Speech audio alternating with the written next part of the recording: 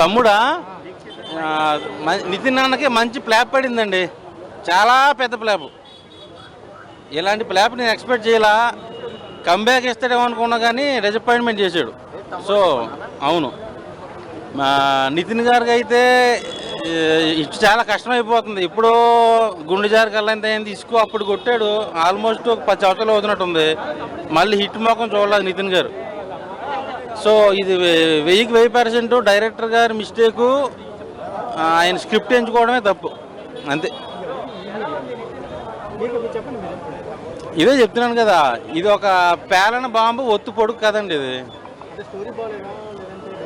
స్టోరీయే బాగాలేదు. ఇది అతుకులు బొంత అంటారు తెలుసా మీకు, అతుకులు బొంతలాగే ఉంది.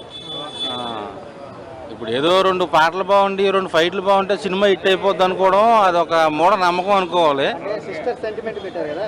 వర్కౌట్ అవ్వలేదని చెప్తా, వర్కౌట్ అవ్వలేదు.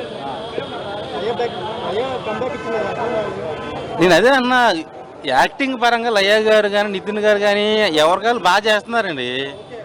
నాకు తెలిసి దీనికంటే ఆర్యన్ అజయ్ గారు అని ఒకడు ఉంటాడు, యూట్యూబ్లో షార్ట్ ఫిల్మ్ చేస్తాడు, ఆడికి ఇచ్చినా కూడా ఎర్రదీసేవాడేమో ఈ సినిమా. మరి నాకు డైరెక్షన్ నచ్చలా, స్క్రిప్ట్ బాగాలేదు.